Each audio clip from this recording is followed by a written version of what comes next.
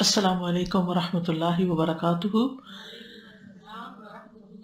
نحمده ونصلی علی رسولہ الکریم، اما بعد فاعوذ باللہ من الشیطان الرجیم، بسم اللہ الرحمن الرحیم، رب اشرح لی صدری ویسر لی امری واحلل عقدۃ من لسانی یفقہوا قولی۔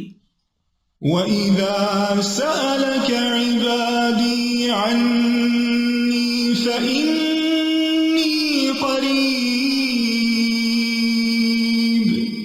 أُجِيبُ دَعْوَةَ الدَّاعِ إِذَا دَعَانِ فَلْيَسْتَجِيبُوا لِي وَلْيُؤْمِنُوا بِي لَعَلَّهُمْ يَرْشُدُونَ۔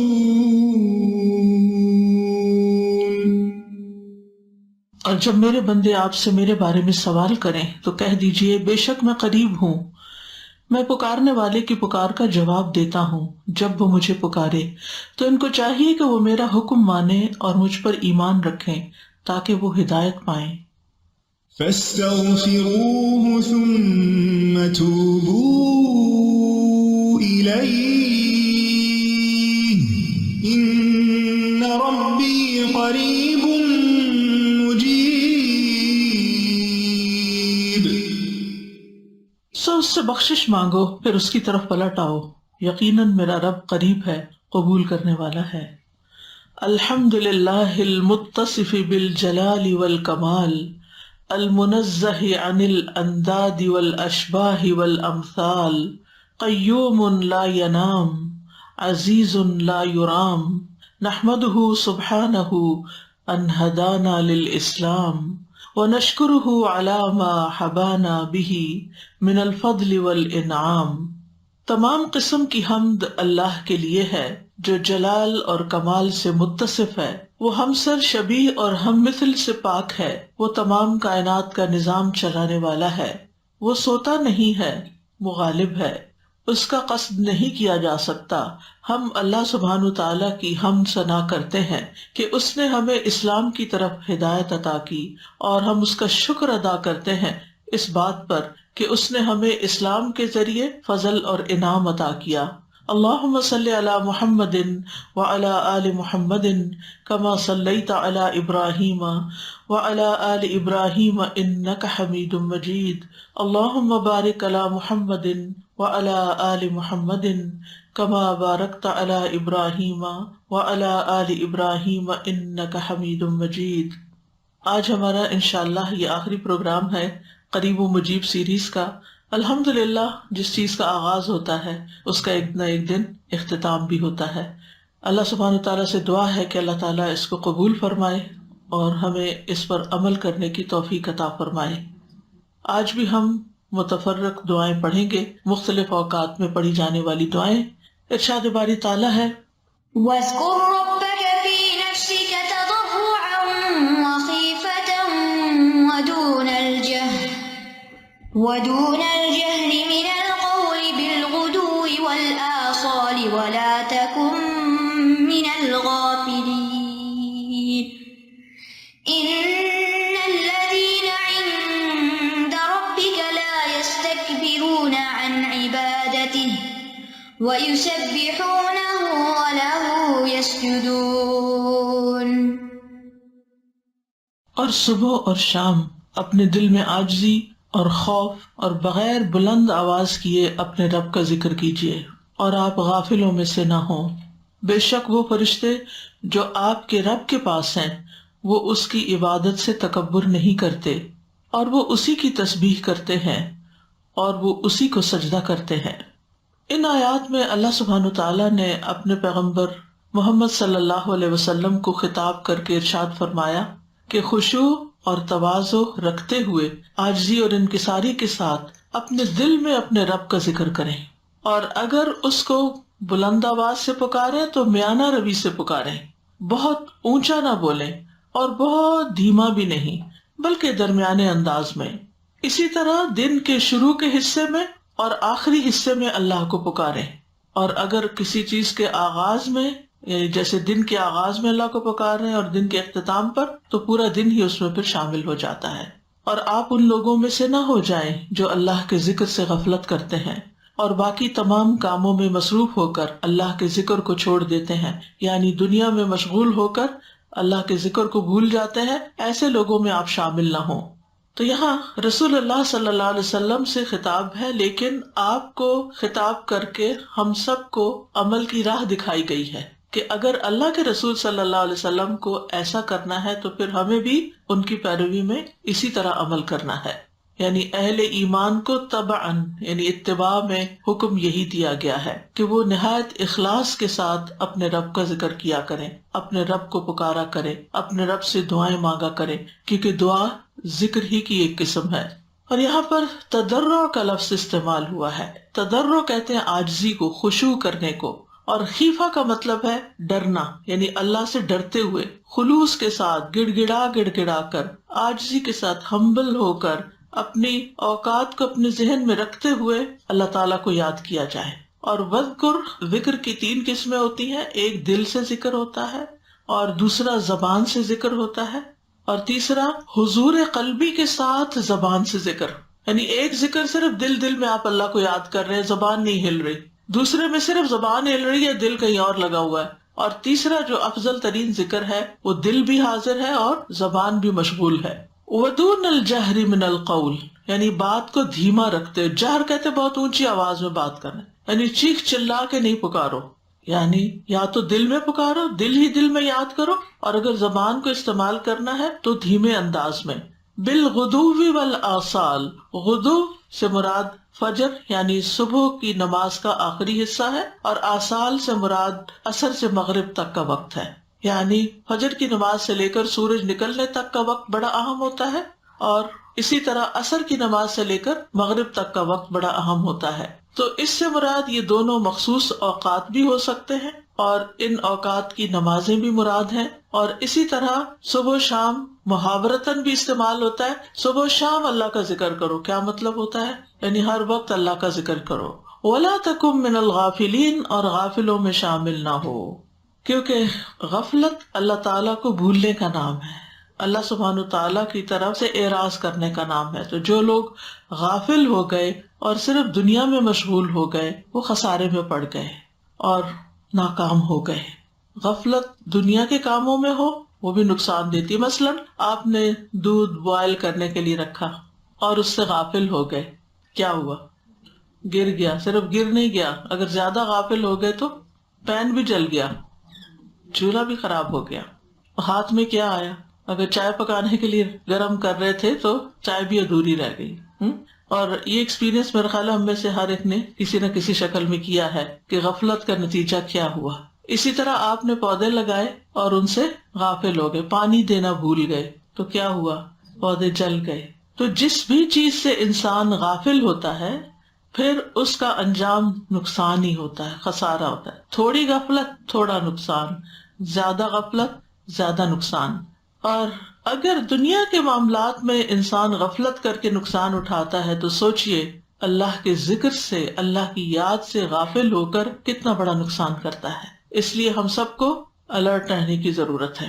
اس آیت میں بنیادی طور پر ذکر کے کچھ آداب بتائے گئے ہیں کہ کس طرح ذکر کرنا چاہیے، اور اس میں سب سے زیادہ جو اہم چیز ہے وہ اخلاص ہے، کہ عمل کو یعنی جو کہا نا دون الجہر، اونچا اونچا نہیں کرو، دکھا کے نہیں کرو۔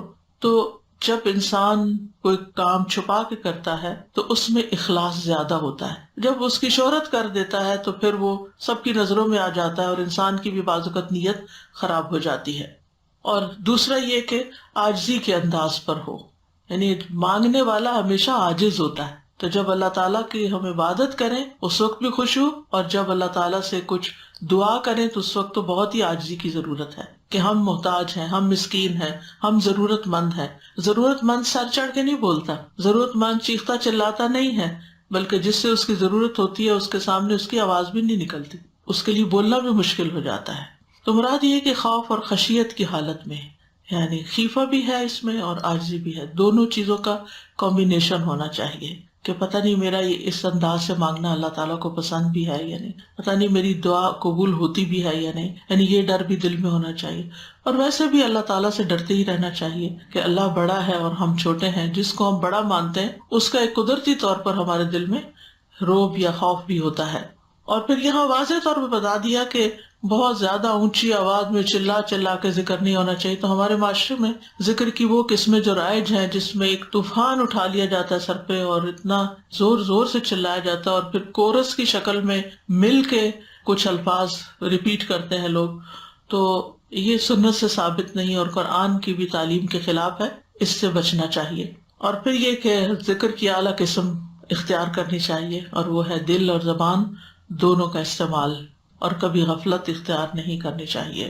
جہاں تک آواز کو بلند کرنے کا تعلق ہے تو اس میں ہم دیکھتے ہیں سنت سے جو ہمیں بات پتہ چلتی ہے. ابو موسیٰ اشعری کہتے ہیں کہ ایک سفر میں ہم رسول اللہ صلی اللہ علیہ وسلم کے ساتھ تھے. جب ہم کسی وادی میں اترتے تو لا الہ الا اللہ اور اللہ اکبر کہتے اور ہماری آواز بلند ہو جاتی. اب ظاہر ہے زیادہ سارے لوگ ہوں اور مل کے جب آواز بلند کرے تو زیادہ ہو جائے گی.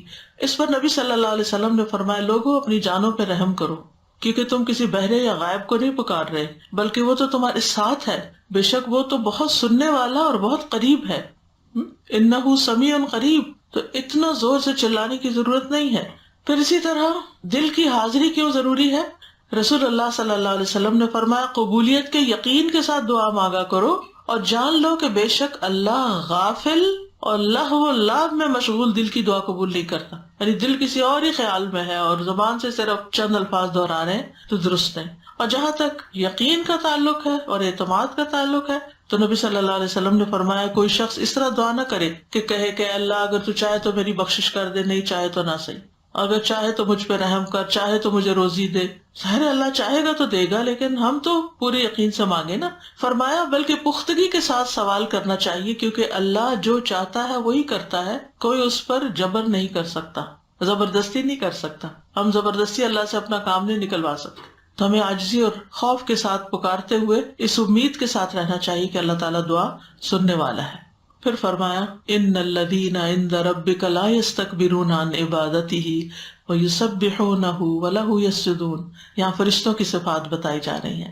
جب اللہ سبحانہ وتعالیٰ نے بندوں کو کثرت کے ساتھ ذکر کا حکم دیا تو پھر اس کے بعد فرشتوں کی مثال پیش کی کہ وہ کیسی عبادت کرتے ہیں، وہ کیسا ذکر کرتے ہیں. اور جب کسی کا نمونہ ہمارے سامنے آتا ہے نا تو ہمارے اندر دیکھ کے یا سن کے اس کے بارے میں ایک شوق پیدا ہوتا ہے کہ اچھا اللہ تعالیٰ ان کی تعریف کر رہے ہیں اور ان کا وصف بیان کر رہے ہیں تو ہمیں بھی اپنے اندر ایسا ہی وصف لانا چاہیے تاکہ ہم بھی اللہ تعالیٰ کے پسندیدہ ہوں.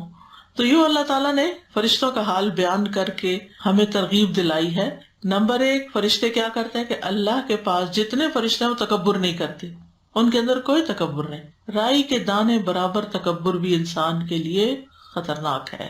پھر یہ لا یستکبرون عن عبادتہ، محض تکبر نہیں بلکہ اس کی عبادت میں آر محسوس نہیں کرتے، تکبر نہیں کرتے، یعنی ہر وقت عبادت میں لگے رہتے ہیں. وَيُسَبِّحُونَهُ اور اس کی تسبیح اور اس کی پاکی بیان کرتے ہیں.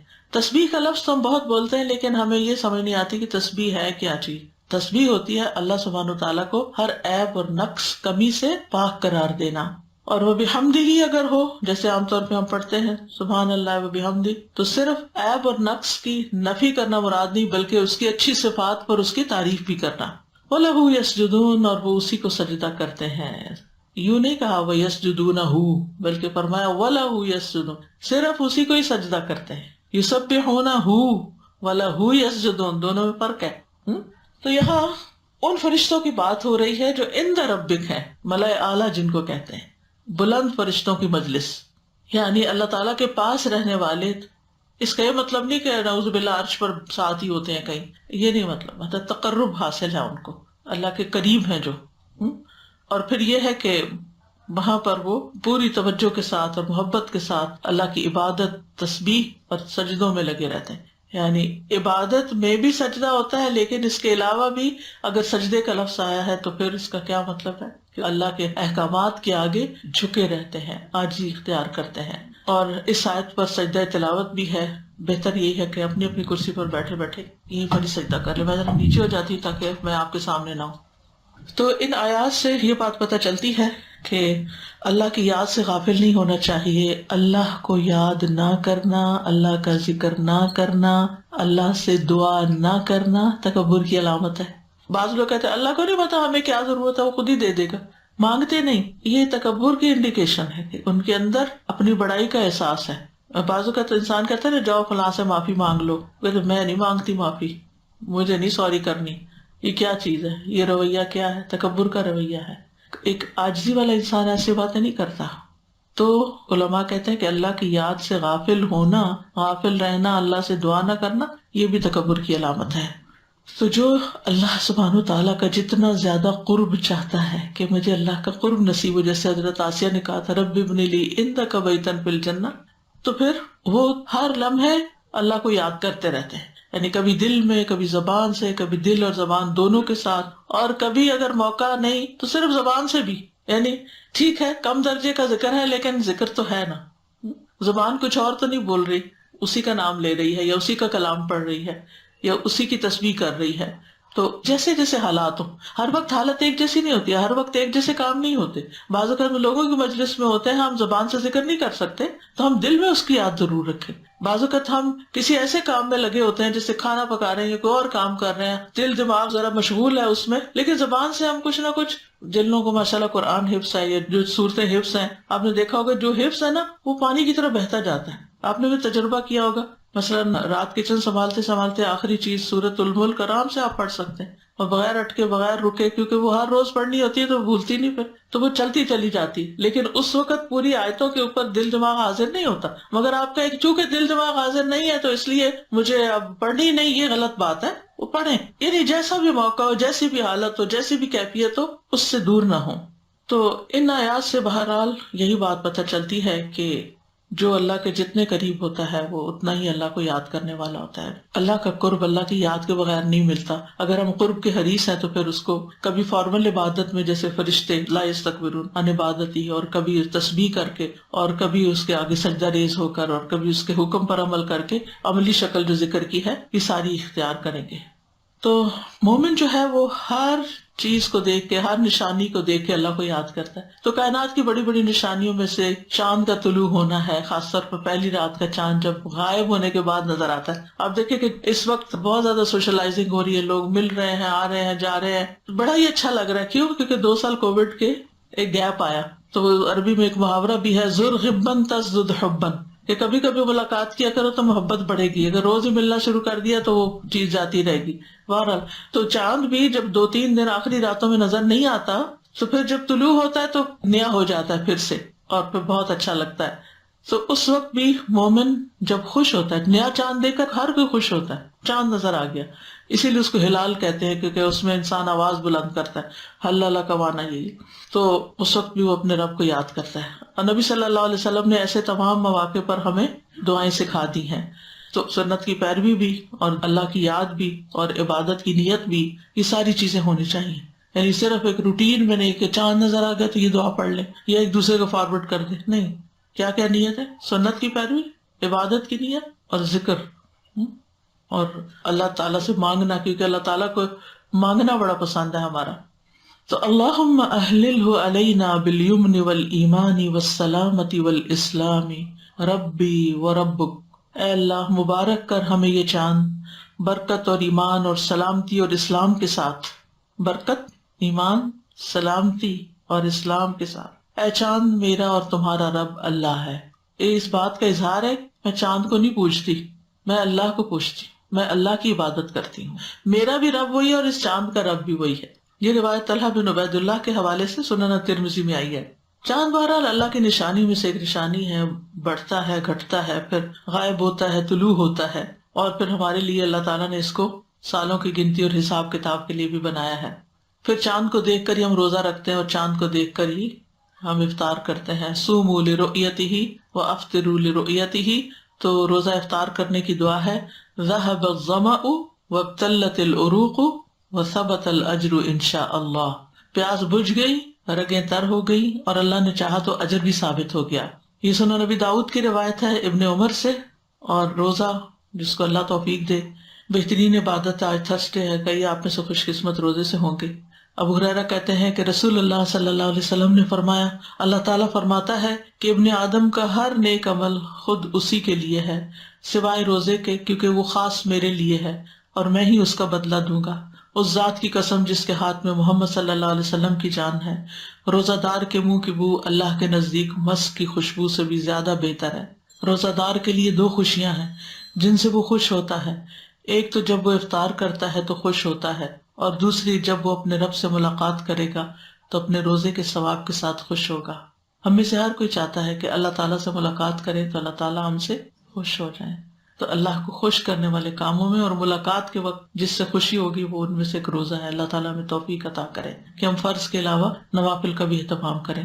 پھر اسی طرح روزہ کھلوانے والے کے لیے دعا ہے، افطر عندکم الصائمون واکل طعامکم الابرار وتنزلت علیکم الملائکہ، روزے دار تمہارے ہاں افطار کیا کریں، یعنی ہم نے تو افطار کیا اور بھی روزے دار، کیونکہ روزہ کھلوانے کا ثواب بھی بہت زیادہ ہے، جو کھلواتا ہے اس کو پورے روزے کا اجر مل جاتا ہے، اور یہ صرف رمضان میں نہیں، رمضان کے علاوہ بھی ہے۔ نیک صالح لوگ تمہارا کھانا کھایا کریں تاکہ وہ کھانا کھائیں اور ان کی جسم میں قوت اور جان بنے، اس سے جو عبادت اور نیکی کا کام کرے وہ تمہارے لیے صدقہ جاریہ بنے۔ اور رحمت کے فرشتوں نے تم پر نزول کیا، یعنی جب انسان کوئی نیکی کا کام کرتا ہے، روزہ کھلواتا ہے یا لوگ اللہ کی خاطر جمع ہوتے ہیں، انسان ان کو کچھ کھلاتا پلاتا ہے، اور خاص طور پر اس طرح کا موقع، تو ایسی مجلسوں میں پھر فرشتے بھی حاضر ہوتے ہیں۔ پھر لیلۃ القدر کی دعا ہے، اللہم انک عفو تحب العفو فاعف عنی، اے اللہ تو معاف کرنے والا ہے، معافی کو پسند کرتا ہے، بس تو مجھے معاف کر دے۔ عفو کا مطلب کیا ہے؟ بہت زیادہ معاف کرنے والا۔ ہم دن میں کتنی غلطیاں کرتے ہیں، کتنی دفعہ بھولتے ہیں، کتنی خطائیں کرتے ہیں، لیکن اللہ تعالیٰ ہمیں پکڑتا نہیں، درگزر کرتا چلا جاتا ہے، اور اس کو یہ پسند ہے کہ لوگوں کو معاف کرے، یعنی اس کو سزا دینا پسند نہیں ہے، اس کو معاف کرنا پسند ہے۔ اور اللہ تعالیٰ کی اس صفت کا واسطہ دے کر ہم اللہ سے معافی کی درخواست کرتے ہیں، فاعف عنی، کہ اللہ تعالیٰ آپ مجھے معاف کر دیں، میری غلطیوں کو معاف کر دیں۔ لیکن اس کے لیے ایک شرط ہے، وہ یہ کہ آپ بھی بندوں کو معاف کیا کریں، کیونکہ معاف کرنا اللہ تعالیٰ کو پسند ہے۔ کچھ لوگ دلوں میں ایسی باتیں رکھ چھوڑتے ہیں کہ معاف نہیں کرتے، اور وہ انہی کی وجہ سے پھر جب وہ کسی سے ملاقات بھی کرتے ہیں تو ڈھنگ سے نہیں کرتے، صاف دل کے ساتھ نہیں ملتے، وہ پرانی باتیں یاد رکھتی ہیں۔ ٹھیک ہے، انسان ہرٹ ہوتا ہے، کئی چیزیں تکلیف دیتی ہیں، اندر رہ جاتی ہیں، لیکن پھر بھی انسان کو معاف کر دینا چاہیے۔ جتنے زیادہ مشکل ہو معاف کرنے میں، اتنا ہی بڑا اجر ہے۔ قرآن مجید میں آتا ہے، الا تحبون ان یغفر اللہ لکم، کیا تم نہیں چاہتے کہ اللہ تعالیٰ تمہیں معاف کر دے؟ یہ روایت حضرت عائشہ کی ہے، وہ کہتی ہے میں نے عرض کیا، اللہ کے رسول صلی اللہ علیہ وسلم مجھے بتائیے اگر میں لیلۃ القدر پہچان لوں تو میں کیا کہوں؟ تو آپ نے ان کو یہ دعا سکھائی۔ تو اس سے یہ پتہ چلتا ہے کہ انتہائی قبولیت کے مواقع پر اس کو پڑھنا چاہیے۔ لیلۃ القدر کی دعا تو ہے ہی، لیکن اس کا یہ مطلب نہیں کہ اس کے علاوہ کہیں نہیں پڑھ سکتے۔ آپ سجدے میں پڑھ سکتے ہیں، آپ اذان اور اقامت کے بیچ میں پڑھ سکتے ہیں، آپ تہجد کے وقت پڑھ سکتے ہیں، آپ حج عمرے پہ پڑھ سکتے ہیں، یعنی یہ ان دعاؤں میں سے ہے جو بڑی ہی اہمیت کی حامل ہے۔ اور لیلۃ القدر تو آپ کو معلوم ہے کہ جو اس رات کی خیر سے محروم رہا وہ ہر خیر سے محروم رہا۔ پھر اس کے بعد سجدہ تلاوت کی دعائیں، سجد وجہی للذی خلقہ وشق سمعہ وبصرہ بحولہ وقوتہ، میرا چہرہ اس ذات کے لیے سجدہ ریز ہے جس نے اس کو پیدا کیا، یعنی یہ چہرہ اللہ کے آگے کیوں جھکے؟ کیونکہ اللہ ہی نے تو اس کو بنایا ہے، اور اپنی طاقت اور اپنی قوت سے اس کی سماعت اور اس کی بصارت بنائی۔ سبحان اللہ، کس طرح آنکھیں لگائیں، کس طرح یہ ایک پوری سخت ہڈی کے اندر سے پراپر اتنی ہی شیپ کے خول رکھے، اور ان کے اندر اتنی نازک نازک آنکھیں سما دی، اور پھر کان سائڈ پر رکھے کہ ہر طرف کی آوازیں ہم نے سننی ہوتی ہیں۔ اگر صرف سامنے ہوتے تو پیچھے کی آواز سننا کتنا مشکل ہوتا۔ ابھی ہوتا ہے نا کہ اسپیکر کو اگر ایک طرف کا رخ دے دیں تو دوسری طرف آواز نہیں جاتی۔ تو بہرحال اللہ سبحانہ تعالیٰ نے اپنی خاص رحمت سے ہمیں یہ جسم عطا کیا ہے، لہٰذا شکرانے کے طور پر، یعنی سجدے کو اور نماز کو احسان جتا کے نہیں بلکہ شکر ادا کرنے کے طور پر ادا کریں۔ پھر ایک اور دعا ہے، اللہم اغفر لی بہا، اللہم حط عنی بہا وزرا واحدث لی بہا شکرا وتقبلها منی کما تقبلت من عبدک داود سجدتہ، اے اللہ اس کی وجہ سے مجھے بخش دے، یعنی جو میں سجدہ کر رہا ہوں۔ ہم بعضوں کا سجدہ تلاوت کو اتنی امپورٹنس نہیں دیتے کہ کوئی نہیں، بعض علماء کہتے ہیں کہ کوئی فرض نہیں ہے، واجب نہیں ہے، کام چلتا ہے، نہیں، یہ سجدہ بھی بخشش کا سبب ہو سکتا ہے۔ تو اے اللہ اس کی وجہ سے مجھے بخش دے، یعنی سجدہ جو میں کر رہا ہوں مجھے اس کی وجہ سے بخش دے، یعنی سجدہ بھی ہے اور بخشش کی دعا بھی ہے ساتھ۔ اے اللہ اس کے ذریعے میرے بوجھ دور کر دے. کتنے بڑے بڑے بوجھ ہیں جو ہمارے دلوں پہ پڑے ہوئے ہیں. اور اے اللہ میرے لیے اس کے ذریعے شکر پیدا کر دے اور اسے مجھ سے قبول فرما لے جیسے تو نے اپنے بندے داؤد کا سجدہ قبول فرمایا. اور یہ دعا جو ہے یہ حضرت ابو سعید خدری نے خواب میں سنی تھی ایک درخت سے. وہ کہتے ہیں کہ میں نے خواب میں دیکھا گویا میں ایک درخت کے نیچے ہوں اور درخت سورۃ صاد پڑھ رہا ہے. جب وہ آیت سجدہ پر آیا تو اس نے سجدہ کیا اور اپنے سجدے میں یہی دعا پڑھی. تو میں صبح رسول اللہ صلی اللہ علیہ وسلم کے پاس گیا اور آپ کو اس کی خبر دی. آپ نے فرمایا اے ابو سعید تم نے بھی سجدہ کیا تھا؟ میں نے کہا نہیں. آپ نے فرمایا کہ تم درخت کی نسبت سجدہ کرنے کے زیادہ مستحق تھے. وہ تو درخت ہے، تم انسان ہو، تمہیں تو ضرور سجدہ کرنا چاہیے. اسی لیے جب ہم سجدہ تلاوت آیت سنتے بھی ہیں تو بھی ہم سجدہ کرتے ہیں. پھر آپ صلی اللہ علیہ وسلم نے سورۃ صاد کی تلاوت فرمائی. جب آپ سجدے کی آیت پر آئے تو آپ نے سجدے میں یہی دعا پڑھی جو اس درخت نے پڑھی تھی. تو بہرحال بہت ہی خوبصورت دعا ہے یہ، اگر یاد ہو جائے تو بہت اچھا ہے. اور سجدہ جو ہے یہ رب کے قرب کا ذریعہ ہے. رسول اللہ صلی اللہ علیہ وسلم نے فرمایا سجدہ کرتے ہوئے بندہ اپنے رب کے سب سے زیادہ قریب ہوتا ہے، پس سجدوں میں کثرت کے ساتھ دعا کیا کرو.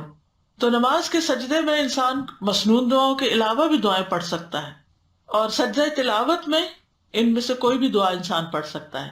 شیخ ابن عثیمین سے پوچھا گیا کیا سجدہ تلاوت کی کوئی مخصوص دعا ہے؟ تو انہوں نے جواب دیا سجدہ تلاوت دوسرے سجدوں کی طرح ہی ہے. اور نبی صلی اللہ علیہ وسلم نے اللہ کے اس فرمان سبح اسم ربک الاعلی کے بارے میں فرمایا کہ اسے اپنے سجدوں میں پڑھا کرو، یعنی سبحان ربی الاعلی. وہ کہتے ہیں کہ اس پر ہم کہتے ہیں کہ انسان جب سجدہ تلاوت کرے تو وہ یہ دعائیں پڑھ سکتا ہے سبحان ربی الاعلی، سبحانک اللہم ربنا وبحمدک اللہم اغفر لی، اور اللہم لک سجدت وبک آمنت ولک اسلمت، سجد وجہی للذی خلقہ وصورہ وشق سمعہ وبصرہ بحولہ وقوتہ. اے اللہ میں نے تیرے لیے سجدہ کیا، میں تجھ پر ایمان لایا، میں تیرا فرما بردار ہوا، اور میرے چہرے نے اس ذات کو سجدہ کیا جس نے اس کو پیدا کیا، اسے شکل دی، اس میں کان اور آنکھیں بنائیں. بڑی برکتوں والا ہے اللہ جو بہترین پیدا کرنے والا ہے. اور پھر یہی دعا جو ابھی آپ نے پڑھی جو درخت کی دعا ہے، اللہم اکتب لی بہا اجرا وحط عنی بہا وزرا واجعلها لی عندک ذخرا وتقبلها منی کما تقبلتها من عبدک داود سجدتہ. سجدہ تلاوت کے لیے وضو ضروری نہیں ہے، قبلے کا رخ ہونا بھی ضروری نہیں ہے، یعنی جہاں بھی آپ ہیں جس بھی حال میں، جیسے قرآن مجید صبح پڑھ رہے ہیں تو سجدہ تلاوت آئے تو آپ قرآن مجید ایک طرف رکھ کے وہیں پر آپ سجدہ کریں، بیڈ پہ بھی کر سکتے ہیں. پھر آندھی اور طوفان کے وقت کی دعائیں ہیں، اللہم انی اسألک خیرہا وخیر ما فیہا وخیر ما ارسلت بہ واعوذ بک من شرہا وشر ما فیہا وشر ما ارسلت بہ. اے اللہ میں تجھ سے اس ہوا کی بھلائی مانگتا ہوں اور جو کچھ اس میں ہے اس کی بھلائی، اور جو اس کے ذریعے بھیجا گیا ہے اس کی بھی بہتری مانگتا ہوں، اور اس کے شر اور جو کچھ اس میں ہے اس کے شر اور جو شر اس کے ذریعے بھیجا گیا اس سے پناہ مانگتا ہوں. کتنی جامع دعا ہے. اور میں تو یہ دعا اور چیزوں کے لیے بھی پڑھ لیتی ہوں، یعنی جیسے بعض اوقات وہم ہوتا ہے نا کہ کوئی چیز آئی ہے یا کوئی، یعنی کئی مواقع ایسے ہوتے ہیں جن میں آپ اس چیز کی خیر اور جو اس کے اندر ہے اس کی خیر، اور پھر جو چیز وہ لائی ہے یا اس کے آفٹر ایفیکٹس ہونے والے ہیں اس کی خیر، بڑی بہترین دعا ہے. پھر اسی طرح یہ ہے کہ ہوا کو گالی نہیں دینی چاہیے، ہوا کو برا بھلا نہیں کہنا چاہیے. ابو ہریرہ بیان کرتے ہیں میں نے رسول اللہ صلی اللہ علیہ وسلم سے سنا، آپ فرماتے تھے ہوا اللہ کی رحمت میں سے ہے. سلمہ نے کہا اللہ کی ہوا رحمت بھی لاتی ہے اور عذاب بھی لاتی ہے، جب تم اسے دیکھو تو اسے برا مت کہو بلکہ اللہ سے اس کی خیر کا سوال کرو اور اللہ ہی سے اس کے شر کی پناہ مانگو. ٹھیک ہے، خیر کا سوال کرو، اس کے شر سے پناہ مانگو. کیونکہ آپ دیکھیے کہ جب بہت بارشیں ہوتی ہیں تو پہلے تو ہوائیں چلتی ہے اور بادلوں کو لانے والی بھی ہوائیں ہی ہوتی ہیں، اور پھر ان کے ساتھ بارشیں اور بارشوں کے ساتھ سیلاب اور یہ ساری چیزیں آ جاتی ہیں. تو پھر بعض اوقات لوگ سیلاب کو یا اس کو یعنی بہت غلط لفظ بھی دینے لگتے ہیں، تو اس سے بھی بچنا چاہیے. ہر چیز معمور ہے. وہ حضرت عائشہ کے بارے میں آتا ہے نا کہ ایک دفعہ شاید ان کی چادر یا کوئی چیز اڑا کے لے گئی تو انہوں نے اس ہوا پہ لعنت بھیجی، تو آپ نے فرمایا ہوا کو لعنت مت بھیجو، یہ تو اللہ کے حکم کی پابند ہے، اور جس نے کسی ایسی چیز پر لعنت کی جو اس کی مستحق نہ ہوئی تو وہ لعنت اسی پر پلٹتی، یعنی جس نے لعنت کی ہو. تو قرض نہ کریں ہوا کو یا بارش کو یا کسی بھی چیز کو. پھر ایک اور دعا ہے اللہم لقحا لا اقیما، اے اللہ بارش والی ہوا ہو بے برکت نہ ہو. جب آندھی چلتی تھی تو رسول اللہ صلی اللہ علیہ وسلم یہی دعا کرتے تھے کہ آندھی کے ذریعے پولینیشن بھی ہوتی ہے، ایک جگہ کے بیج اڑ کے دوسری جگہ گرتے ہیں اور پھر آگے گروتھ ہوتی ہے، اور اس کے ساتھ ساتھ یہ کہ درخت بھی اکھاڑ کے چلی جاتی ہے، لگے ہوئے پودے بھی اڑا دیتی ہے. تو ایسی صورت میں انسان کو خیر ہی مانگنی چاہیے کہ اللہ اس کے ذریعے برکت آئے، اس کے ذریعے گروتھ ہو، نہ کہ یہ جڑ کاٹ دے، بے برکت نہ ہو. لقب بارش کو بھی کہتے ہیں، یا اللہ یہ ہوا بارش لائے نہ کہ بادل اڑا کے لے جائے. پھر بجلی کی کڑک سن کے تسبیح کرنی چاہیے. سبحان الذی یسبح الرعد بحمدہ والملائکۃ من خیفتہ، پاک ہے وہ ذات کہ بادل کی گرج جس کی حمد کے ساتھ اس کی تسبیح کرتی ہے اور فرشتے بھی اس کے خوف سے تسبیح کرتے ہیں. عبداللہ بن زبیر کی یہ روایت ہے کہ جب وہ کڑک سنتے تھے تو باتیں کرنا چھوڑ دیتے تھے، یعنی جب بادل گرج رہے ہوتے تھے تو باتیں نہیں کرتے تھے اور یہ دعا پڑھنا شروع کر دیتے تھے.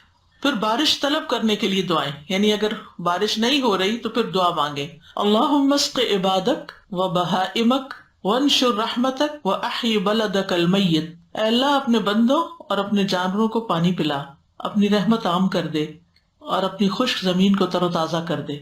کتنی خوبصورت دعا ہے، یعنی صرف یہ نہیں کہ اللہ بارش برسا یا اللہ بارش برسا، یہ بھی الفاظ ہیں اور یہ بھی الفاظ ہیں. یعنی اصل میں ہمیں مانگنے کا ڈھنگ نہیں آتا. ہم کہتے ہیں ہماری دعا قبول نہیں ہوتی، لیکن بات یہ کہ کمی ہمارے اندر ہی ہوتی ہے کہ ہمیں طریقہ ہی نہیں آتا. تو الفاظ کا صحیح استعمال اور خوبصورت استعمال جو ہے وہ بھی اللہ کی رحمت لاتا ہے. تو اے اللہ اپنے بندوں اور اپنے جانوروں کو پانی پلا، تو بارش آئے گی تو پانی پیئیں گے نا. اپنی رحمت عام کر دے، بارش رحمت بھی ہے. اپنی خشک زمین کو تر و تازہ، زمین کی بھی خیر خواہ اور بندوں کی بھی اور جانوروں کی بھی، سب کو اپنی بات کوئی نہیں کی کہ اللہ ہمیں پانی پلا، باقی سب کی خیر چاہیے. تو آپ سب کی خیر چاہے، خیر آپ کی طرف لازمی پلٹے گی. سب کی خیر میں ہماری خیر ہے کیونکہ ہم اس کا حصہ ہیں. اگر ہم نعمتوں کو ابیوز کرتے ہیں تو وہ دراصل اپنے آپ کے لیے مصیبت کھڑی کر رہے ہیں.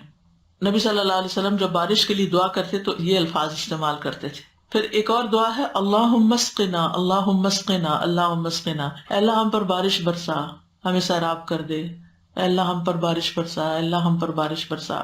انس بن مالک کہتے ہیں کہ ایک آدمی جمعے کے دن مسجد نبوی میں اس دروازے سے داخل ہوا جو ممبر کے بالکل سامنے تھا، جبکہ رسول اللہ صلی اللہ علیہ وسلم کھڑے ہو کر خطبہ دے رہے تھے. تو وہ رسول اللہ صلی اللہ علیہ وسلم کے سامنے آ کر کھڑا ہو گیا، کہنے لگا اللہ کے رسول صلی اللہ علیہ وسلم، مال مویشی ہلاک ہو گئے، راستے ٹوٹ پھوٹ گئے، آپ اللہ سے دعا کریں کہ اللہ تعالیٰ بارش برسائے. تو رسول اللہ صلی اللہ علیہ وسلم نے ہاتھ اٹھا کر دیر اینڈ دین یہ دعا مانگی تھی، اللہم اسقنا اللہم اسقنا.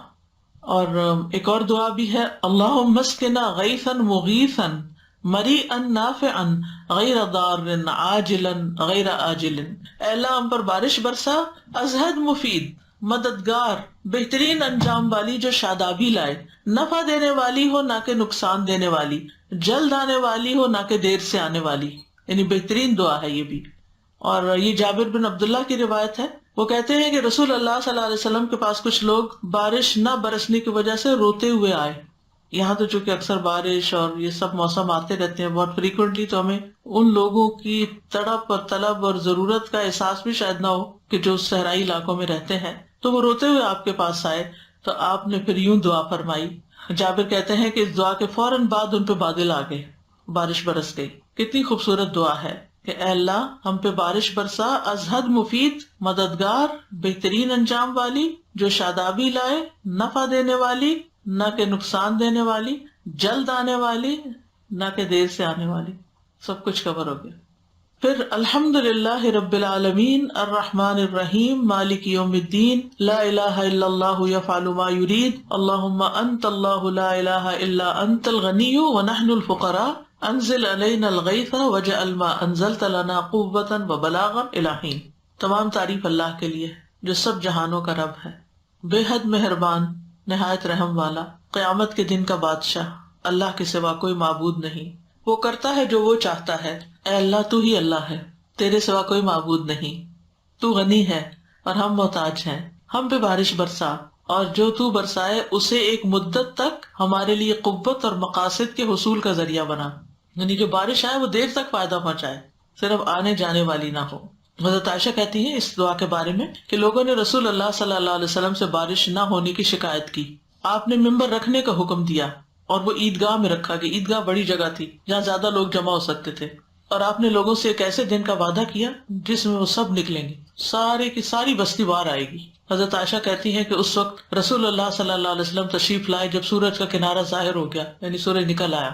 آپ نے ممبر پر بیٹھ کر اللہ تعالیٰ کی تکبیر کہی، اللہ تعالیٰ کی حمد و ثنا بیان کی، پھر فرمایا تم نے اپنے علاقوں کے خشک ہونے اور بارش کی آمد کے زمانے میں تاخیر کی شکایت کی ہے، اور یقیناً اللہ تعالیٰ نے تمہیں حکم دیا ہے کہ تم اس سے دعا کرو۔ وقال ربکم ادعونی استجب لکم، اور اس نے تم سے وعدہ کیا کہ وہ تمہاری دعا قبول کرے گا، اور پھر یہی دعا فرمائی جس میں شروع میں الحمدللہ رب العالمین الرحمن الرحیم مالک یوم الدین، اور اس کے آگے بھی۔ پھر حضرت عمر کی بھی ایک دعا ہے، اللہم اجعل رزقہم علی رؤوس الجبال، اے اللہ ان کے رزقوں کو پہاڑوں کی چوٹیوں میں پیدا کر دے۔ وہ کیا چیز ہے؟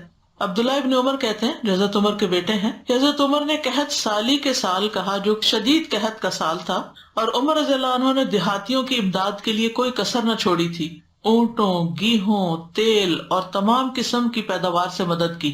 ظاہر ایمرجنسی کی سچویشن تھی تو ایمرجنسی ریلیف تھا ایک طرح سے، یہاں تک کہ تمام پیداوار قحط کی وجہ سے خشک ہو گئی۔ اس وقت حضرت عمر دعا کرنے لگے، اللہم اجعل رزقہم علی رؤوس الجبال، اے اللہ ان کے رزقوں کو پہاڑوں کی چوٹیوں میں پیدا کر دے، یعنی برف برسا اور بادل آئیں، کیونکہ پہاڑی علاقے میں کبھی آپ رہے ہوں تو وہاں پر زیادہ آتے ہیں بادل، اور پھر وہاں جب بارش برستی ہے تو پھر وہ پانی وہاں نہیں رہتا، بہہ کے نیچے دریاؤں میں آ جاتا ہے۔ تو دور رس سوچا نا۔ راوی کہتے ہیں تو اللہ سبحانہ تعالیٰ نے ان کی اور تمام مسلمانوں کی دعا قبول کر لی۔ جب پانی برسا تو حضرت عمر نے کہا الحمدللہ، اللہ کی قسم اگر وہ اس آفت کو دور نہ کرتا، یعنی اللہ تعالیٰ یہ قحط دور نہ کرتا، تو میں ہر کھاتے پیتے مسلمان گھرانے میں ان کے گھر والوں کی تعداد کے برابر محتاجوں کو بٹھا دیتا۔ جتنی غذا کی مقدار پر ایک شخص آرام سے رہتا ہے، اتنی مقدار میں 2 لوگ ہلاکت سے محفوظ ہو سکتے ہیں، یعنی سارے غریبوں کو امیروں پہ بانٹ دیتا کہ خود بھی کھائیں ان کو بھی کھلائیں۔ کیسی کیسی تدبیریں کرتے تھے تاکہ یہ لوگ ہلاکت سے بچ جائیں۔ ذرا کھانا پینا جو ہے وہ انسان کی بنیادی ضرورت ہے۔ بارش برس رہی ہو تو دعا کرنی چاہیے، ویسے تو اس وقت دعا قبول ہوتی ہے، کوئی بھی دعا کر سکتے، لیکن اللہم صیبا نافعا، اے اللہ نفع والی بارش برسا۔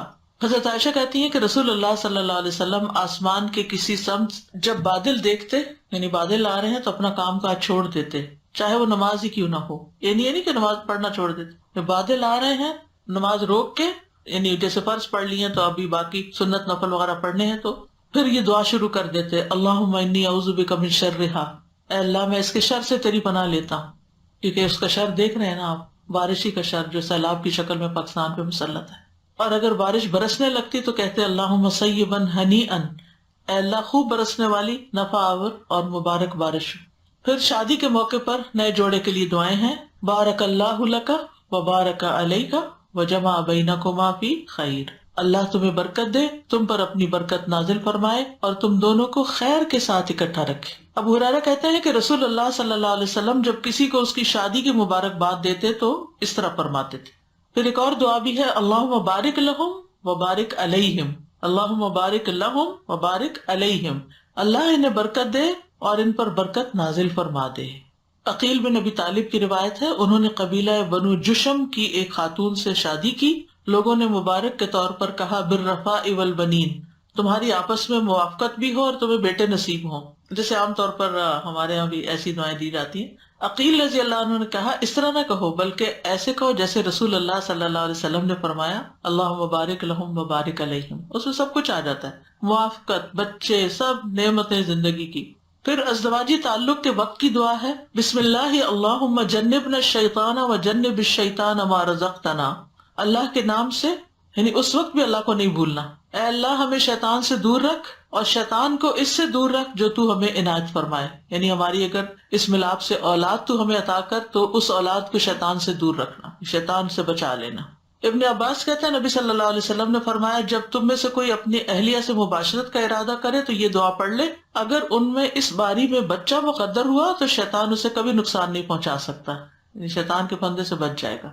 لیکن عام طور پر ہم بہت سے مواقع پر غافل ہو جاتے ہیں، جبکہ رسول اللہ صلی اللہ علیہ وسلم نے کوئی موقع ایسا نہیں چھوڑا کہ جس کے متعلق دعا نہ سکھائی ہو، کہ اللہ کی مدد کے ساتھ، اللہ کے ذکر کے ساتھ۔ پھر بچے کی ولادت کے موقع پر دعا ہے، اللہم بارک لہو، اے اللہ اس کو برکت دے۔ ابو موسیٰ اشعری کہتے ہیں کہ میرے ہاں لڑکا پیدا ہوا تو میں اسے لے کر نبی صلی اللہ علیہ وسلم کی خدمت میں حاضر ہوا. آپ نے اس کا نام ابراہیم رکھا اور کھجور کو چبا کر اس کی گھٹی دی. نیز اس کے لیے خیر و برکت کی دعا فرمائی، پھر وہ مجھے دے دیا. اور یہ ابو موسیٰ کے سب سے بڑے لڑکے تھے. ابو ایوب السختیانی جب کسی کو بچے کی مبارک دیتے تو کہتے جعلہ اللہ مبارکن علیک و علی امت محمد، اللہ اس کو تم پر اور امت محمد پر مبارک بنائے، یعنی تمہارے گھر کے لیے بھی مبارک ہو اور پوری امت کے لیے مبارک ہو.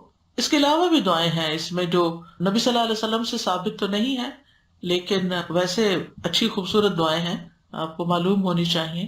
جیسے اللہم انبتہ نباتا حسنا واجعلہ قرۃ عین لوالدیہ واحفظہ وبارک لنا فیہ واجعلہ من اہل الصلاح والتقوی. اس کا مطلب ہے کہ اللہ اس کی بہترین پرورش کرنا اور اس کو اپنے والدین کے لیے آنکھوں کی ٹھنڈک بنانا، اس کی حفاظت کرنا، اس میں ہمارے لیے برکت رکھ دینا اور اس کو اہل الصلاح اور تقوی والوں میں شامل کر لینا. پھر نئی سواری اور نیا خادم آنے پر دعا ہے. پہلے زمانے میں تو گھوڑے اونٹ وغیرہ ہی ہوتے تھے نا، لیکن ابھی اگر کار لیں یا کوئی بھی چیز سواری کے لیے، اللہم انی اسألک خیرہا وخیر ما جبلتہا علیہ واعوذ بک من شرہا ومن شر ما جبلتہا علیہ. اے اللہ میں اس کی خیر کا سوال کرتا ہوں اور اس خیر کا جس پر تو نے اس کو پیدا کیا، اور اس کے شر سے تیری پناہ مانگتا ہوں اور اس شر سے جس پر تو نے اس کو پیدا کیا. نبی صلی اللہ علیہ وسلم نے فرمایا جب تم میں سے کوئی کسی عورت سے شادی کرے یا کوئی خادم خریدے یا جب کوئی اونٹ خریدے تو اس کی کوہان کی چوٹی کو پکڑ کر اس طرح دعا کرے. بعض لوگ تو اس کو بڑا مائنڈ کرتے ہیں کہ بیوی کو خادم کے برابر قرار دیا، یہ مقصد نہیں ہے. اب ایک تو یہ تھا کہ شوہر کو حکم دیتے ہیں نبی صلی اللہ علیہ وسلم کہ وہ بیوی کے حق میں دعا کرے، اور ایک یہ کہ بیوی جو ہے وہ شوہر کے لیے دعا کرتی. تو عام طور پر اس وقت یعنی کہ جب لڑکے اور لڑکی کی پہلی ملاقات ہوتی ہے شادی کے بعد، تو ایسی ذمہ داری مرد کو دی گئی ہے تاکہ کانفیڈنس کے ساتھ وہ کر سکے. بعض اوقات خواتین گھبراتی ہیں. نئے گھر میں داخل ہونے کی دعا، ویسے تو آپ کہیں بھی داخل ہوں، کہیں بھی جائیں، وہاں پر آپ یہ پڑھ سکتے ہیں. لیکن اگر خاص طور پر نیا گھر لیا آپ نے یا رینٹ پر بھی نئی جگہ جا رہے ہیں، ربی انزلنی منزلا مبارکا وانت خیر المنزلین، اے میرے رب مجھے بابرکت جگہ پر اتارنا اور تو اتارنے والوں میں سب سے بہترین ہے. سلف صالحین سے مروی ہے کہ وہ اس دعا کو گھر میں داخل ہوتے وقت، مسجد میں داخل ہوتے وقت اور کسی مجلس میں حاضر ہوتے وقت پڑھا کرتے تھے. بینک گئے ہیں، کسی اسکول گئے ہیں، کسی بھی جگہ گئے ہیں، آپ اس کو پڑھ سکتے ہیں. حضرت علی رضی اللہ عنہ سے مروی ہے کہ جب وہ مسجد میں داخل ہوتے تو یہ دعا پڑھا کرتے تھے، ربی انزلنی منزلا مبارکا وانت خیر المنزلین. ایک اور دعا بھی ہے، ربی ادخلنی مدخل صدق واخرجنی مخرج صدق واجعل لی من لدنک سلطانا نصیرا. کسی جگہ رکنے کا ارادہ ہو، اعوذ بکلمات اللہ التامات من شر ما خلق، اللہ کے تمام کلمات کے ساتھ میں پناہ لیتا ہوں ہر اس چیز کے شر سے جو اس نے پیدا کی. اس دعا کا فائدہ یہ ہے کہ اگر کسی جگہ انسان پڑاؤ کرتے ہوئے اس کو پڑھتا ہے تو وہاں کی کوئی چیز اس کو نقصان نہیں دے گی یہاں تک کہ وہ اس جگہ سے چلا جائے. پہلے زمانے میں تو آپ دیکھیے کہ لوگ اونٹوں گھوڑوں پر سواری کرتے تھے، جب کہیں راستے میں رکتے تو کچی مٹی کی زمین کے اوپر رکتے تھے، پھر اپنی کوئی چیز بچا لی تو بچا لی. آس پاس جنگل ہے، کیڑے مکوڑے ہیں، سانپ بچھو ہیں، ہر طرح کے خطرات ہوتے تھے. پھر کسی کی ترقی اور کامیابی پر اس کو دعا دیں، برکت کی دعا. رسول اللہ صلی اللہ علیہ وسلم نے فرمایا جب کسی کو اپنے بھائی کا وجود یعنی اس کا فگر یا اس کا مال پسند آئے، کوئی چیز اس نے خریدی ہے، کوئی پراپرٹی، کوئی گھر، کوئی فرنیچر، کوئی کچھ، تو اس کے لیے برکت کی دعا کرے، کیونکہ نظر لگ جانا برحق ہے. تو ہم دوسروں کی خوشی پر خوش ہوں، ان کو فائدہ پہنچانے والے ہوں، نہ کہ حسد کر کے ان کو نقصان دینے والے. برکت کی دعا کے لیے کوئی بھی سیکھا استعمال کر سکتے ہیں. اللہ مبارک فی، بارک اللہ فیک، بارک اللہ لک. اگر چیز ہے تو بارک اللہ فیک، یعنی اس چیز میں اللہ تعالیٰ تمہارے لیے برکت ڈال دے. جیسے کسی نے بہت اچھی لیٹسٹ ایپل واچ لی ہے یا کوئی اور ایسی چیز، کوئی گولڈ کی جیولری پہنی، ڈیزائن آپ کو اچھا لگ رہا ہے، پلٹ کے آپ کا دھیان انگوٹھی پہ جا رہا ہے، تو آپ اس کو اپریشیٹ کر سکتے ہیں، بہت پیاری ہے، اللہ مبارک فی، اللہ اس کو برکت دے تاکہ اس کا ناگی نہ گر جائے. پھر اسی طرح وقت میں بھی برکت کی دعا کرنی چاہیے، وقت میں، اور یہ ہم سب کے لیے بڑی ضروری. ہر وقت دوڑ لگی ہوتی. اللہم انا نسألک صلاح الساعات والبرکۃ فی الاوقات، اے اللہ ہم تجھ سے گھڑیوں کی اصلاح کا سوال کرتے ہیں، یعنی ایک ایک لمحے کی اصلاح کا، کہ ہمارے لیے سیدھا رہے، اور اوقات کی برکت کا سوال کرتے ہیں.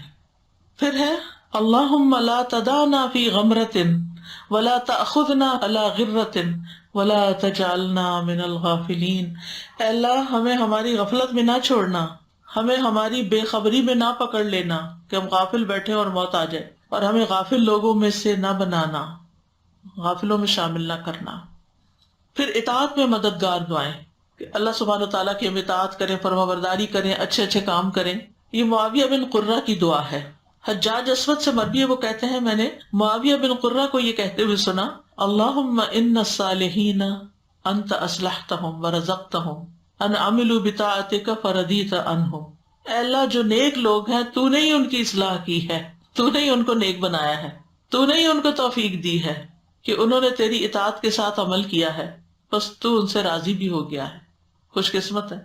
اللہم فکما اصلحتہم فاصلحنا، اللہ جیسے تو نے ان کی اصلاح کی ہے نا تو ہماری بھی کر دے۔ وَكَمَا رَزَقْتَهُمْ أَنْ عَمِلُوا بِطَاعَتِكَ، اور جیسے تو نے انہیں توفیق دی ہے کہ تیری اطاعت کا کام کریں، فَرَضِيتَ عَنْهُمْ، پھر تو ان سے راضی ہو گیا، فَارْزُقْنَا، تو ہمیں بھی توفیق دے، أَن نَعْمَلَ بِطَاعَتِكَ، کہ ہم تیری اطاعت کے مطابق کام کریں، وَارْضَ عَنَّا، اور تو ہم سے راضی بھی ہو جائے۔ کتنی خوبصورت دعا ہے نا، کہ ہم بجائے اس کے کہ دوسروں کو دیکھ کے صرف انوی کرتے رہیں کہ یہ تو اتنے بڑے بڑے کام کر لیتے ہیں، اتنے اچھے اچھے کام، تو کچھ بھی نہیں کر رہے، پتہ نہیں ہم کب کریں گے، اور اپنے آپ کو کوسنا شروع کر دیں۔ کبھی اپنے آپ کو کوسے مت، ٹھیک ہے اپنا محاسبہ ضرور کریں، لیکن خواہ مخواہ کوس کے اور منفی باتیں کر کے اپنے مرائل کو اور ڈاؤن نہ کریں، بلکہ توفیق مانگے اللہ سے کہ اللہ انہوں نے اچھے کام کیے، تو نے ان کو توفیق دی، تو ان سے راضی ہو گیا، ہمیں بھی توفیق دے، ہم بھی اچھے کام کریں تو ہم سے بھی راضی ہو جائے۔ عربی نہیں یاد ہوتی نہ سے اردو میں مانگ لیں، ٹھیک ہے نا۔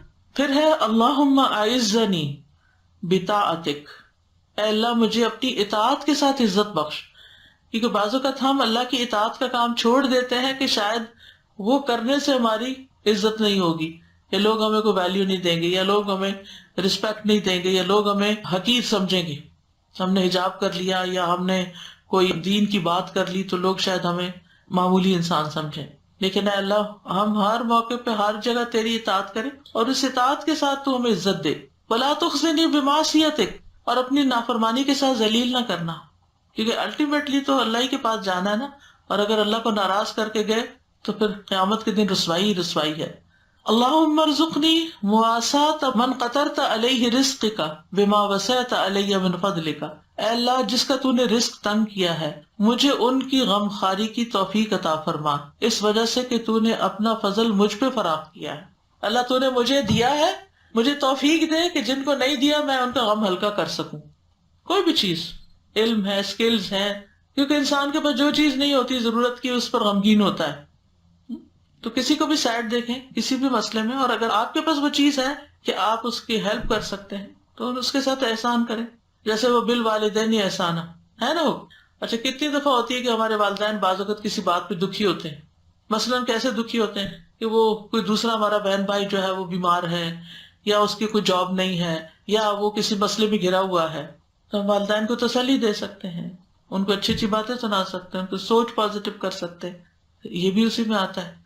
اسی طرح یعنی انسان احسان کرتا ہے اپنے مال کے ساتھ، اپنے علم کے ساتھ، اپنے سکلز کے ساتھ، اپنے وقت کے ساتھ، اور اپنی جاہ کے ساتھ۔ جاہ کا مطلب ہوتا ہے منصب۔ بعض اوقات اللہ تعالیٰ آپ کو اپنے خاندان کے اندر ایک ایسا مقام دیتا ہے کہ دوسرے لوگ آپ کی بات سنتے ہیں، آپ روٹھوں کو منا سکتے ہیں، آپ اصلاح کر سکتے ہیں۔ یہ ہوتا ہے نا خاندان کے کچھ لوگ ایسے تو ان کا ایک روب ہوتا ہے، اگر آپ ان میں سے ایک ہیں کہ آپ کو بڑی آپا سمجھ کے یا خالہ ماسی سمجھ کے اگر آپ کی کوئی بات سننے کو تیار ہے تو آپ اپنا وہ جو ایک منصب ہے یا اپنا ایک مقام جو ہے اس کو استعمال کرتے ہوئے دوسروں کے کام آئیں، یعنی اس میں بھی بخل نہیں کرنی چاہیے کہ اگر آپ کسی کی کوئی ہیلپ کر سکیں۔ ابو معاویہ کہتے ہیں میں نے سعید بن اسلم کو یہ حدیث بیان کی، یہ جعفر بن محمد کی دعا میں سے ہے، تو انہوں نے کہا یہ معزز لوگوں کی دعا ہے۔ پھر ہے ایک اور دعا، اشفنی من النوم بالیسیر وجعل سحری فی طاعتک، اے اللہ مجھے تھوڑی نیند کے ساتھ تسلی اور اطمینان عطا فرما۔ تھوڑا سا سونا بھی کافی ہو، کیونکہ پھر ہم اپنے اوپر ترس کھاتے رہتے، آج نیند کم، آج دیر سے سویا، آج جلدی اٹھ گئے، آج نیند نہیں پوری ہوئی، اور پھر ہر کام کے اندر وہ ایک عجیب سی چیز رہتی ہے، آج سوئے نہیں نا اس لیے چہرہ اترا ہوا، آج سوئے نہیں اس لیے یہ نہیں کام ہو سکا، آج سوئے نہیں تو۔ بہرحال ابراہیم سے مروی ہے کہ حمام بن منبہ اپنے سجدے میں یہ دعا کیا کرتے تھے، کہ اللہ مجھے تھوڑی نیند کے ساتھ تسلی اور اطمینان عطا فرما، یعنی مجھے تھوڑی نیند کافی ہو جائے اور میری بیداری کی حالت کو اپنی اطاعت میں لگا دے، جتنی دیر میں جاگوں میں تیری فرما برداری کرتا رہوں۔ وہ کہتے ہیں کہ وہ تھوڑی ہی دیر سویا کرتے تھے اور بیٹھے بیٹھے ہی بس سوتے تھے اور پھر جاگ کر اپنے کام کیا کرتے تھے۔ اصل میں دعاؤں کی وجہ سے تقدیر بدل جاتی ہے، دعاؤں کی وجہ سے انسان کی ساری زندگی تبدیل ہو جاتی ہے۔ ہم اس کو معمولی چیز سمجھتے ہیں، ہم یقین کے ساتھ نہیں کرتے، ہمارا طریقہ ٹھیک نہیں ہوتا، ورنہ اللہ تعالیٰ کے خزانوں میں کمی نہیں ہے، وہ سب کچھ دے سکتا ہے۔ میں کہہ رہی تھی استاذہ کہ دعا دراصل کنیکشن ہے نا اللہ تعالیٰ کے ساتھ، اللہ تعالیٰ کے ساتھ کمیونیکیشن ہے، ہماری ایک طرح سے گفتگو کہہ لیں اللہ تعالیٰ کے ساتھ یاد ہے، کا ذریعہ ہے۔ بالکل۔ تو جتنی دعا کریں گے اتنا ہی زیادہ اللہ ہی کو یاد کر رہے ہیں، اللہ ہی سے سب کچھ مل رہا ہے، تو اس سے اللہ تعالیٰ کے ساتھ محبت میں اضافہ ہوتا ہے۔ تو واقعی یہ اتنی خوبصورت بات ہے نا، یہ جو اشفی من النوم قلیل، یہ تو میں بھی اکثر جو ہے، مجھے یہ عربی نہیں پتا تھی، لیکن میں بہت کم سونے کا اگر کبھی ایسا ہوتا تھا تو میں اللہ تعالیٰ سے دعا کرتی تھی کہ یہ 10-15 منٹ کی جو نیپ ہے نا، اللہ تعالیٰ مجھے اس کے بعد بالکل فریش کر دیجیے۔ تو الحمدللہ یہ ساری جتنی بھی دعائیں نا اس وقت یہ ہماری چھوٹی چھوٹی ضروریات کی ہیں، جن کے لیے شاید ہم بہت پریشان رہتے ہیں، لیکن اللہ تعالیٰ کے ساتھ یہ ہمارا تعلق کتنا مضبوط کرتی ہیں یہ دعائیں۔ بالکل، اصل میں جو کچھ کرنے والے ہیں نا اور جو زندگی کی قیمت سمجھتے ہیں، وہ زیادہ سونے کو بھی باعث نقصان سمجھتے ہیں۔ وہ کہتے ہیں کہ وقت ضائع ہوا ہے، اور ہوتا ہے، سستی اور غفلت چاہتی ہے اس سے۔ آپ دعا کرتی ہیں کہ تھوڑے کھانے سے پیٹ بھر جائے اور تھوڑی نیند سے تھکاوٹ اتر جائے۔ ویری گڈ، بہت اچھی دعا ہے۔ پھر فہم القرآن میں مددگار دعائیں، ربی زدنی علما، اے میرے رب میرے علم میں اضافہ فرما، رب اشرح لی صدری، اے میرے رب میرے لیے میرا سینہ کھول دے، اللہم یا معلم ابراہیم علمنی و یا مفہم سلیمان فہمنی، اے ابراہیم علیہ السلام کو تعلیم دینے والے رب مجھے بھی تعلیم دے، اور اے سلیمان علیہ السلام کو فہم عطا کرنے والے رب مجھے فہم عطا کر۔ ابن تیمیہ رحمہ اللہ کو جب کوئی مسئلہ مشکل ہو جاتا، یعنی کوئی چیز سمجھنا مشکل ہو جاتی، تو وہ ان الفاظ میں دعا کیا کرتے تھے، یعنی سبق مشکل ہے، کانسیپٹ سمجھ نہیں آیا، یاد نہیں ہو رہا سبق۔ پھر نیک ساتھی پانے کی دعا، چاہے شادی کے لیے ہو، چاہے دوست ہو، چاہے نیبرز ہو، کچھ بھی۔ اللہم ارزقنی جلیسا صالحا، اے اللہ مجھے اچھا رفیق عطا کر، یعنی جن کے ساتھ میں بیٹھوں وہ صالح لوگ ہوں۔ علقمہ کہتے ہیں کہ جب میں شام آیا تو میں نے 2 رکعت نماز پڑھی اور یہ دعا کی، اے اللہ مجھے کوئی نیک ساتھی عطا فرما۔ پھر میں کچھ لوگوں کے پاس آیا اور ان کی مجلس میں بیٹھ گیا، تھوڑی ہی دیر کے بعد ایک بزرگ آئے اور میرے پاس بیٹھ گئے۔ میں نے پوچھا یہ بزرگ کون ہے؟ لوگوں نے بتایا یہ ابو درداء رضی اللہ عنہ ہے۔ اس پر میں نے عرض کیا میں نے اللہ سے دعا کی تھی کہ کوئی نیک ساتھی مجھے عطا کر، تو اللہ تعالیٰ نے آپ کو مجھے عطا کر دیا۔ ایک صحابی سے ملاقات ہو جانا کوئی معمولی شرف نہیں۔ پھر برے پڑوسی سے بچنے کی دعا، اللہم انی اعوذ بک من جار السوء فی دار المقامہ فإن جار البادیۃ یتحول، اے اللہ میں اپنی مستقل رہائش کے برے پڑوسی سے تیری پناہ چاہتا ہوں، کیونکہ خیمہ نشین کا پڑوسی تو ادھر ادھر منتقل ہو جاتا ہے۔ یعنی جو صحرا میں آپ کیمپنگ پہ گئے ہیں اور اگر آپ کے ساتھ کسی نے کیمپ لگایا اپنا، تو تنگ بھی ہیں آپ ان سے، 2 دن بعد چلے ہی جانا ہے۔ لیکن اگر آپ نے پرماننٹ گھر کہیں خریدا ہے یا ایک گھر کے اندر آپ کے لوگ رہ رہے ہیں ساتھ اور ان سے کوئی تکلیف ہے تو بڑی مشکل ہو جاتی ہے۔ چھینک کے وقت کی دعا ہے الحمدللہ علی کل حال۔ ابو ہریرہ کہتے ہیں نبی صلی اللہ علیہ وسلم نے فرمایا جب تم میں سے کسی کو چھینک آئے تو چاہیے کہ کہے الحمدللہ علی کل حال، ہر حال میں اللہ کی تعریف ہے۔ یہ سنن نبی داؤد کی روایت ہے۔ خالی الحمدللہ بھی کہا جا سکتا ہے لیکن یہ بھی ساتھ کہے تو اچھا ہے۔ اور اس کے بھائی یا ساتھی کو چاہیے کہ یرحمک اللہ کہے، اللہ تم پر رحم فرمائے۔ اور پھر جسے چھینک آئے ہو وہ کہے یہدیکم اللہ ویصلح بالکم، اللہ تمہیں ہدایت دے اور تمہارے احوال درست کر دے۔ اپنی تعریف سننے پر اللہم لا تؤاخذنی بما یقولون واغفر لی ما لا یعلمون، اے اللہ جو لوگ میرے بارے میں کہتے ہیں اس کا مجھ سے مواخذہ نہ کرنا، یعنی میری پکڑ نہ کرنا اگر وہ میرے بارے میں کوئی ایگزیجریشن کرتے ہیں یا ایسی تعریف کرتے ہیں جس کا میں قابل نہیں ہوں، اور جو میری کوتاہیاں یہ جانتے نہیں اس پر میری مغفرت کر دے۔ بہت ضروری دعا ہے یہ بھی۔ نبی صلی اللہ علیہ وسلم کے صحابہ میں سے جب کسی کو پاک باز قرار دیا جاتا تو وہ یہی دعا پڑھتے، یہ صحیح الادب المفرد میں آتی ہے دعا۔ پھر مرغ کی آواز، گدھے کی آواز، کتے کے بھونکنے کی آواز سن کر پڑھنے کی دعا۔ نبی صلی اللہ علیہ وسلم نے فرمایا جب مرغ کی بانگ سنو تو اللہ سے اس کا فضل مانگو کیونکہ اس نے فرشتے کو دیکھا ہے، اور جب گدھے کی آواز سنو تو شیطان سے اللہ کی پناہ مانگو کیونکہ اس نے شیطان کو دیکھا ہے۔ کتے کے بھونکنے پر تعوذ پڑھنا چاہیے۔ رسول اللہ صلی اللہ علیہ وسلم نے فرمایا جب تم رات کو کتے کے بھونکنے یا گدھے کے ہینگنے کی آواز سنو تو اللہ کی پناہ طلب کیا کرو، کیونکہ جو کچھ وہ دیکھتے ہیں تم نہیں دیکھتے. پھر غصے کے وقت کیا پڑھنا چاہیے؟ اعوذ باللہ من الشیطان الرجیم. کیا مطلب ہے اس کا؟ پناہ لیتا ہوں اللہ کی شیطان مردود سے. اصل میں شیطان ہمارا دشمن ہے نا، ہر وقت اس کوشش میں لگا رہتا ہے کہ انسان کو بہکا کے سیدھے رستے سے ہٹا دے. تو شیطان سے بچنے کا طریقہ کیا بتایا گیا کہ جب کبھی کوئی شیطان کا وسوسہ آئے دل میں تو کیا پڑھیں؟ اعوذ باللہ من الشیطان الرجیم، اللہم انی اعوذ بک من ہمزات الشیاطین، یا ربی اعوذ بک من ہمزات الشیاطین واعوذ بک ربی ان یحضرون. اور پھر الحمدللہ الذی رد کیدہ الی الوسوسہ. ٹھیک ہے، اور 3 دفعہ یہ پڑھ کے اپنے دل پہ پھونکے اعوذ باللہ السمیع العلیم من الشیطان الرجیم من ہمزہ ونفخہ ونفثہ. اگر بہت وسوسے آتے ہیں تو اس کو معمول بنا لیجیے ہر نماز کے بعد پڑھ کے اپنے اوپر دم کرنے کا. تو بات یہ کہ انسان کو شیطان کسی وقت بھی نہیں چھوڑتا، ہمیشہ اس کو سیدھے راستے سے ہٹا کے غلط رخ پہ ڈالنا چاہتا ہے. کبھی اس کے اندر فخر پیدا کر دیتا ہے، کبھی سرکشی میں اس کو آمادہ کر دیتا ہے، کبھی اس کے اندر غصے کی آگ بھڑکا دیتا ہے، اور کبھی انسان کے اندر حسد، بغض اور کینہ پیدا کر دیتا ہے، کبھی انسان انا کا شکار ہو جاتا ہے. یہ ساری چیزیں انسان کو دوزخ کے راستے پہ لے جانے والی، کیونکہ وہ اپنا ساتھی بنانا چاہتا ہے. اور شیطان کے مقابلے میں انسان جو ہے بعض اوقات کمزور پڑ جاتا ہے، لیکن جب اللہ سے مدد لیتا تو فتح حاصل کر لیتا ہے، اس پر طاقتور ہو جاتا ہے. تو ایک تو ہمیں ہر وقت چوکنا بھی رہنا چاہیے، اور اگر کوئی برا خیال آئے، کوئی بدگمانی آئے کسی کے بارے میں، تو فوراً تعوذ اعوذ باللہ من الشیطان الرجیم پڑھنی چاہیے. تو انسان جب اللہ تعالیٰ کی پناہ لیتا ہے تو پھر اس وقت انسان محفوظ قلعے میں آ جاتا ہے، اور جس کے ساتھ اللہ ہو اس سے بڑی تو کوئی نعمت اور دولت ہی نہیں. تو جب کسی کو غصہ آئے تو آپ اس کو بھی کہہ سکتے ہیں اعوذ باللہ پڑھو، یا خود پڑھنا شروع کر دیں. بعض خواتین پوچھتی ہیں کہ جب ہسبینڈ کو غصہ آئے تو کیا کریں. وہ جو بھی ہے بھڑکایا تو آپ نہیں ہے، تو اس لیے اعوذ باللہ آپ بھی پڑھ لیں. کیونکہ کسی کو غصہ نہیں آتا جب تک آپ غصہ نہیں دلاتے. ٹھیک ہے، یا تازہ تازہ دلاتے ہیں یا پچھلا ہی کوئی بھرا ہوا ہوتا ہے مواد تو اس سے غصہ آ جاتا ہے. تو پھر اس وقت اعوذ باللہ یا پھر آیت الکرسی یا کوئی ایسی چیز جو شیطان کو بھگانے والی ہو وہ پڑھ لینی چاہیے. پھر فتنوں سے بچنے کی دعائیں ہیں. یہ جو طرح طرح کے فتنے روز سنتے ہیں آپ اس معاشرے کے اندر خاص طور پہ، اور ویسے بھی اوور آل بھی دنیا میں، تو اعوذ باللہ من عذاب القبر واعوذ باللہ من عذاب النار واعوذ باللہ من الفتن ما ظہر منها وما بطن واعوذ باللہ من فتنة الاعور الکذاب.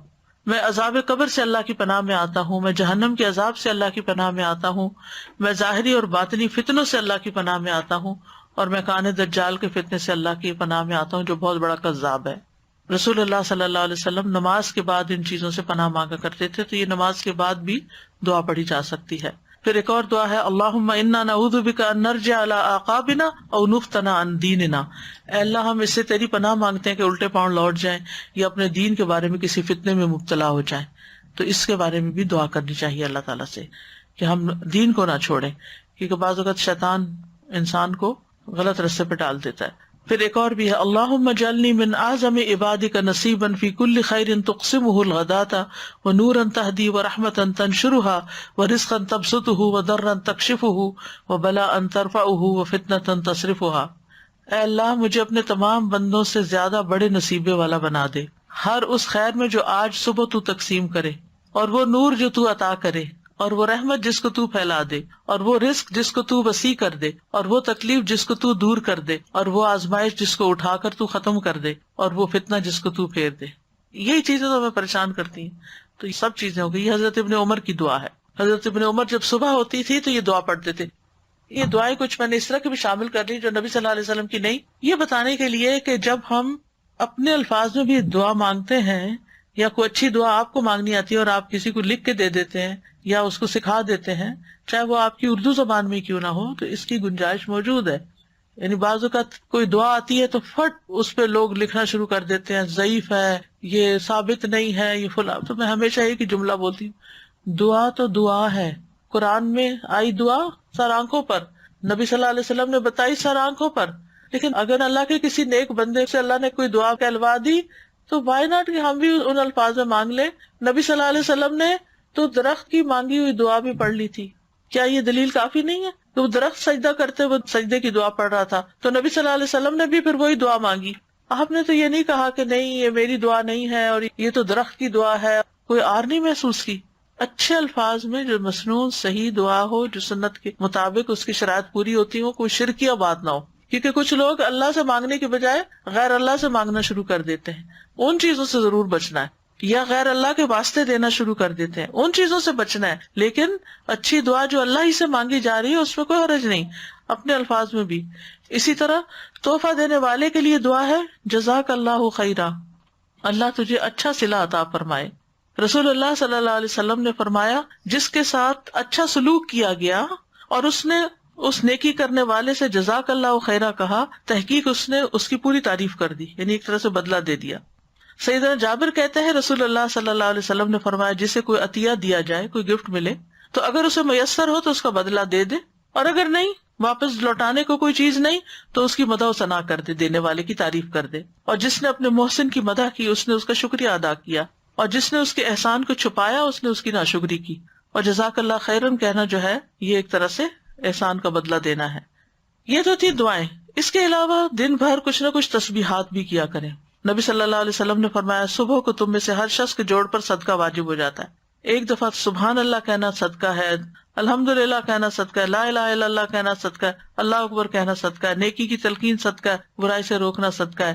اور ان ساری چیزوں کے بدلے میں 2 رکعت نماز چاشت سب چیزوں کا صدقہ ہے، سارے جوڑوں کا صدقہ ہے، اس کو کفایت کرتی ہے.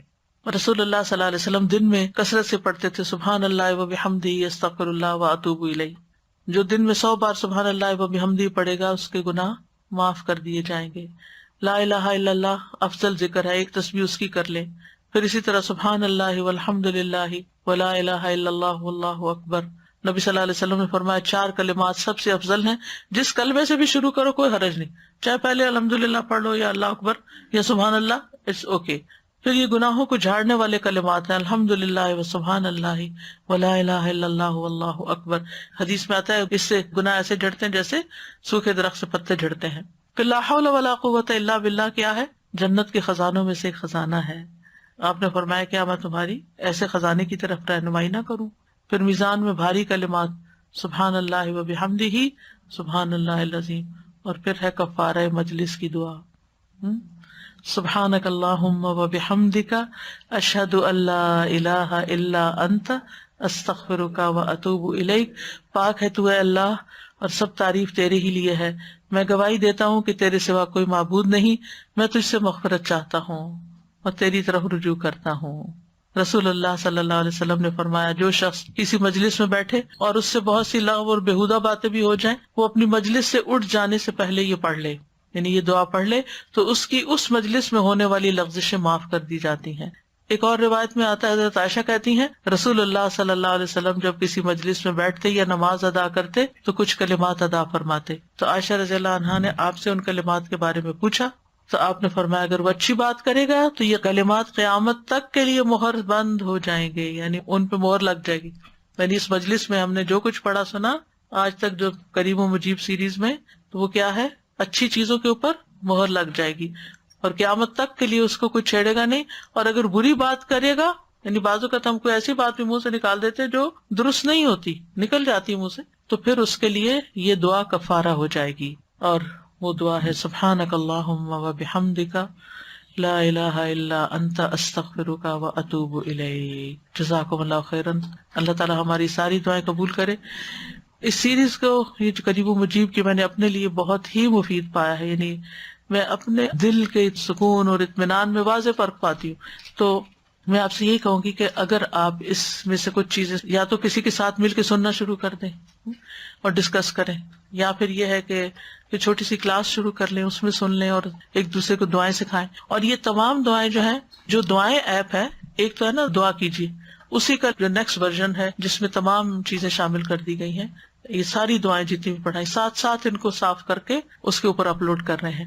اور یہ پورے لیکچرز بھی اس ایپ میں موجود ہیں. ٹھیک ہے، تو اگر وہ ایپ آپ کے پاس ہے تو یہ پورا خزانہ آپ کو مل جائے گا، کہیں جانے کی ضرورت نہیں. ٹھیک ہے انشاءاللہ.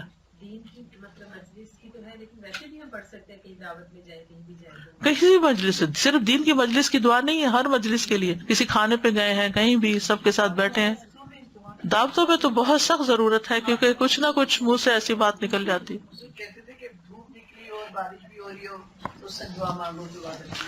نہیں، اس کے لیے ضروری نہیں کہ دھوپ بھی نکلی ہو، بارش جب بھی ہو رہی ہو تو دعا مانگ سکتے ہیں. اور یہ آپ کو معلوم ہے کہ خوشی کا موقع ہو یا غم کا، جو بھی کیفیت ہو انسان کو مانگتے رہنا چاہیے ہر حال میں. یعنی ایک تو فارمل طریقے سے دعا مانگنا، اور ایک یہ چلتے پھرتے اٹھتے بیٹھتے کہیں پر بھی آپ ہوں، یعنی کسی بھی جگہ کوئی بھی ضرورت ہے. صحابہ تو جوتے کا تسمہ بھی ٹوٹتا تھا وہ بھی اللہ سے مانگتے تھے. استاذہ دعا ہم ہاتھ اٹھا کے مانگنا یہ مسنون ہے نا. ابھی ریسنٹلی کسی سے بات ہو رہی تو وہ کہنے دیکھیں، نبی لگے صلی اللہ علیہ وسلم ہاتھ ابھی بارش کے لیے آپ نے ہاتھ اٹھائے. جی میں اسی کچھ سے مواقع پر اٹھائے، لیکن عموماً کہتے ہیں کہ نماز کے بعد آپ نے ہاتھ اٹھا کے نہیں مانگی تو ٹھیک ہے اس وقت نہیں، لیکن کہیں منع بھی نہیں کیا گیا کہ اگر آپ مانگ رہے ہیں اکیلے میں بیٹھ کے کچھ تو ہاتھ اٹھا لیں. وہ حدیث میں آتا ہے نا کہ اللہ تعالیٰ جو ہاتھ اٹھا کے مانگتا ہے اس کے ہاتھوں کو خالی نہیں لوٹاتے. سادہ جی یہ جو دعائیں ایپ ہے نا، میں اپنا پرسنل ایکسپیرینس کے ساتھ شیئر کرنا چاہتی ہوں. اتنی خوبصورت ایپ ہے اور اتنی محنت اور اتنی محبت سے آپ نے بنوائی ہے اور بنانے والوں نے بنائی ہے. جمعے کے دن جو ساعت الاستجابہ ہے نا، میں اس وقت یہ ایپ کھول کے بیٹھتی ہوں اور اپنے بچوں کو بھی کہتی ہوں، اور الحمدللہ ساری دعائیں اتنی کلیکٹیو ایک ساتھ جمع ہے، اور بیچ میں کہیں کہیں درود بھی آ رہا ہوتا ہے اور اللہ کی حمد کی کلمات بھی آ رہے ہوتے ہیں. تو یہ بہت فائدہ مند ایپ ہے، یہ ہم سب کے فونز پہ ہونی چاہیے. اوکے، جزاکم اللہ خیرن، بارک اللہ فیکم، وآخر دعوانا ان الحمد للہ رب العالمین. سبحانک اللہم وبحمدک، اشہد ان لا الہ الا انت، استغفرک واتوب الیک. السلام علیکم ورحمۃ اللہ وبرکاتہ.